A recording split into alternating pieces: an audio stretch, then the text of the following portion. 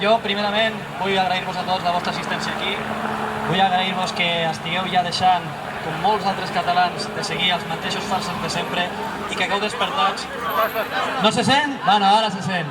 I que estigueu deixant ja de lluitar per la mateixa farsa sempre i hagueu passat al bàndol guanyador, al bàndol que realment vol lluitar per la independència de Catalunya. Jo vull començar aquest discurs recordant els màrtirs del 1714, uns homes que varen ser abandonats pels seus aliats a la meitat de la guerra, fet que va deixar Catalunya sense possibilitats reals de guanyar. Els catalans del 1714, especialment els militars, van haver de decidir entre rendir-se o lluitar fins al final amb cap possibilitat real de guanyar. Cal recordar que la resistència a ultrança suposava per la majoria d'ells la tortura o la mort assegurada i que per la correlació de forces al continent era pràcticament impossible guanyar la guerra. Tot i això, van escollir defensar Barcelona a ultrança, van decidir lluitar per la sobirania de Catalunya i van resistir fins al final. En resum, els castellans, que ens van voler treure la nostra llibertat, ens la van haver de treure de les mans fredes dels nostres soldats perquè no la van deixar anar mai. Els nostres avantpassats es van trobar una bifurcació històrica i van escollir defensar Catalunya amb el seu cos i ànima, deixant un exemple d'heroisme que encara perviu en la nostra consciència col·lectiva. D'aquest heroisme en tenim com a màxim referent el general Moragues, del qual teniu una estàtua aquí mateix i per això estem aquí, que va ser executat per no rendir-se a l'enemic i per continuar lluitant fins al final. El general Moragues va ser capturat mentre estava fugint cap a Mallorca amb la intenció de seguir lluitant contra les tropes borbòniques. El van executar d'una manera infamant. No se li van respectar cap dels seus honors militars ni anava vestit d'uniforme. Li van posar una camisa de penitent i el van arrossegar com un gos per Barcelona. Després el van portar, el van jutjar, el van torturar i el mateix dia el van jutjar, el van executar i també el van torturar. Li van tallar el cap i el van esquarterar. I com no, com tots sabeu, al general Moragues li van agafar el cap i el van penjar amb una gàbia al portal de mar on posava por el repetido delito de rebelión. Per què van fer això els castellans? Per què van fer això els castellans? Els castellans van fer això perquè el que van voler va ser donar un càstig exemplar perquè no seguíssim el seu exemple. Van fer un càstig exemplar sobre una de les persones més respectades i admirades de Catalunya. I jo aquí, davant del monument al general Moragues, avui dia 11 de setembre, dic que no només no el van aconseguir humiliar, sinó que van morir amb tota la dignitat i l'honor intacte, defensant Catalunya fins l'últim sospir. El general Moragues fou un exemple de dignitat i honor. I per això avui dono gràcies al general Moragues i a tots els seus soldats que van donar la vida per Catalunya per haver-nos honrat amb el seu sacrifici.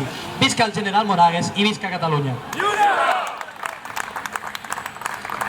He parlat abans de la bifurcació històrica en la que es van trobar els nostres avantpassats. Van haver d'escollir entre resistir o ultrança o la rendició.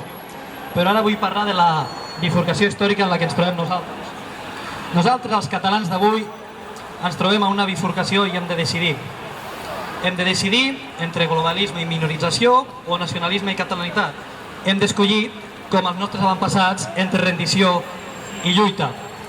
Compatriotes, si no fem res, Catalunya anirà desapareixent progressivament. Els catalans cada vegada serem menys i cada vegada més dèbils. I finalment ja no tindrem força per defensar-nos i quan això sigui així ens esclafaran. Jo tinc una clara el que vull fer. Jo us vull fer una pregunta a tots vosaltres. Vosaltres us voleu quedar mirant mentre Catalunya desapareix? Vosaltres us voleu quedar mirant mentre destrueixen la nostra nació, com ens roben el nostre futur, com ens roben el nostre passat, com destrueixen la nostra identitat? Doncs si no voleu que passi això i ho teniu clar, només hi ha una via. Hi ha la via de lluitar, i hi ha la via de lluitar com van fer els nostres avantpassats fins al final, resistint, encara que no puguem guanyar, encara que sembli a vegades que no puguem guanyar, resistir i no deixar que ningú ens trepitgi mai. Aquesta és l'actitud, la mateixa actitud que va tenir el general Moragues fa 300 anys.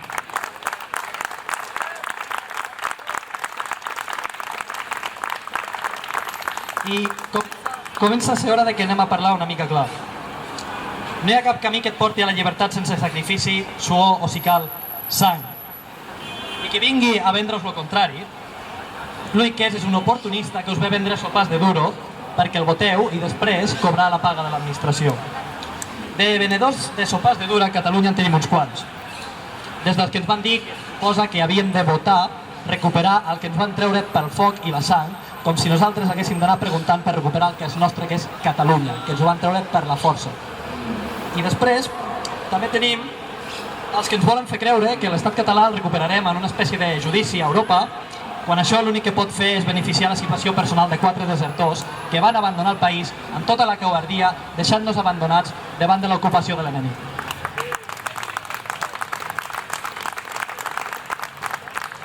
Compatriotes, tenim un problema intern gravíssim. Tenim 3 partits polítics rendicionistes que manipulen a través dels mitjans de comunicació i monopolitzen l'administració catalana. Tenim una colla de paràsits viveïdors de les menjadores del règim d'ocupació enemic que viuen de l'engany, prometent coses en campanya electoral que després mai compleixen. Treuen la independència en campanya electoral i després, quan estan al poder, sempre se n'obliden. Aquests polítics dels que parlo, més que defensar Catalunya, el que fan és emplenar-se les butxaques del règim d'ocupació borbònic.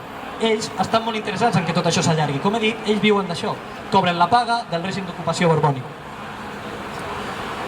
Estan molt interessats en que no avancem mai com a país cap a la plena sobirania i la restitució de l'estat català. I aquesta gent s'han convertit en un obstacle a l'alliberament nacional de Catalunya. Un obstacle que el que hem de fer és escombrar del camí. Això és el que hem de fer amb aquesta gent, escombrar-los del camí de l'alliberament nacional de Catalunya. Hem de començar, doncs, perquè tenim molts enemics i haurem de passar l'escombra per molts llocs, però hem de començar, doncs, passant l'escombra per casa. És que hem d'escombrar aquells que volen convertir Catalunya en un país tercermundista. Hem d'escombrar aquells que volen que acceptem viure envoltats de delinqüència i inseguretat. I hem d'escombrar aquells que volen que acceptem la minorització dels catalans i del català. Hem d'apartar del camí aquells que volen fer creure que no són prous. Escolteu, el problema no és que no siguem prous. El problema no és que els que defensem la llibertat de Catalunya no siguem prous. El problema rau en que els que diuen que ens porten a la llibertat no són prou valents per fer el que cal fer per portar-nos a l'alliberament nacional de Catalunya. En són prous, però liderats per covards i mentiders que es pensen que la traïció de Catalunya no els passarà factura, que es pensen que no els passarà res. Doncs que es vagin preparant.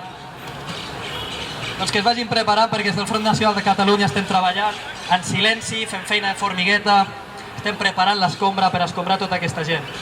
Que es preparin perquè a nivell nacional la seva propaganda pot ser molt útil, però a nivell municipal els ciutadans sap qui roba el seu barri, sap qui crea problemes i sap amb noms i cognoms com es diuen els polítics que no fan absolutament res per defensar Catalunya ni per defensar la seva identitat.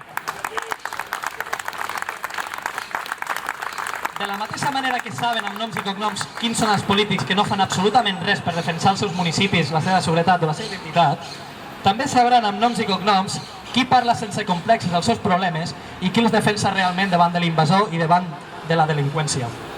I, òbviament, votaran en conseqüència. Així que es preparin perquè ve l'escombra. Visca Catalunya, lliure, segura i catalana. I per últim, i per acabar, el que vull dir és que aquí se'ns ha venut un relat de que nosaltres hem d'anar votant per recuperar el que ens van treure i no s'ha de votar ni s'ha de demanar permís a ningú per recuperar el que esteu. Catalunya la van forjar els nostres avantpassats amb l'espasa, ens la van treure amb l'espasa i la recuperarem amb l'espasa. Visca Catalunya!